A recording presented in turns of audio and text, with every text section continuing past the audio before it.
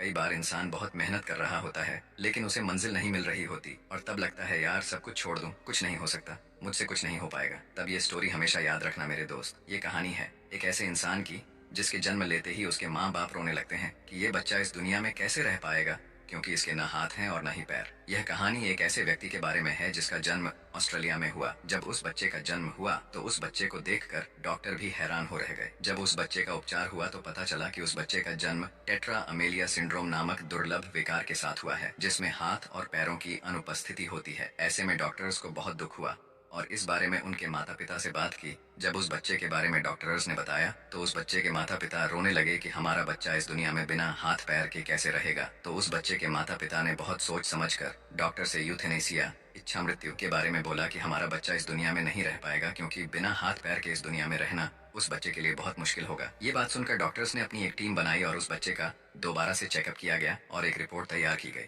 जब doctors report लेकर बाहर आए तो उस बच्चे के माता पिता ने फिर से यूथेनेसिया, इच्छा मृत्यु के बारे में बोला, लेकिन डॉक्टर्स ने साफ मना कर दिया कि ये जो बच्चा शरीर से भले ही कमजोर है लेकिन इस बच्चे का दिमाग बहुत पावरफुल है और हम इसे यूथेनेसिया, इच्छा मृत्यु नहीं दे सकते।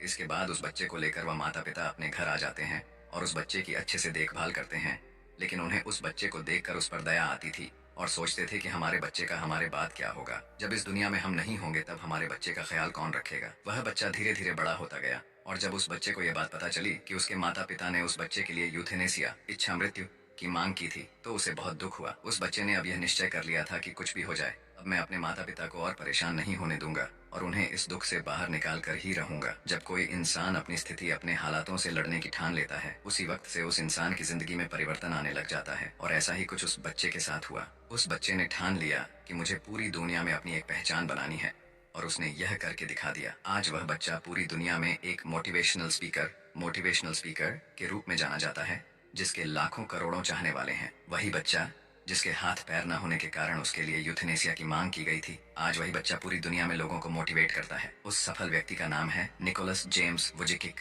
एक ऑस्ट्रेलियाई अमेरिकी ईसाई इंजिलवादी और सर्बियाई मूल के प्रेरक वक्ता हैं जो टेट्रा अमेलिया सिंड्रोम के साथ पैदा हुए हैं। यह एक दुर्लभ विकार है जिसमें हाथ और पैरों की अनुपस्थिति होती है। इतनी बड़ी परेशानी होने के बाद भी निक वुजिकिक ने पूरी दुनिया में अपनी एक अलग पहचान बनाई है। तो जाहिर सी बात है, दुनिया का हर व्यक्ति कुछ भी कर सकता है, बस खुद को पहचानने की देर है। जाहिर सी बात है, बिना हाथ पैर के भी एक व्यक्ति अपनी जिंदगी को इतना एंजॉय करता है तो आप तो कुछ भी कर सकते हैं।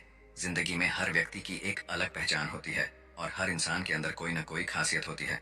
बस हमें हमारी खासियत को पहचानना पड़ेगा। और सिर्फ ऐसा एक बार नहीं है कि जब किसी व्यक्ति ने अपने विश्वास के दम पर दुनिया में अपना नाम कमाया है और अपनी जिंदगी को बदला है, ऐसे और भी लोग हैं जिन्होंने अपने हौसलों से पूरी दुनिया को आश्चर्यचकित कर दिया। दुनिया आप पर विश्वास करे उससे पहले आपको खुद पर विश्वास करना होगा।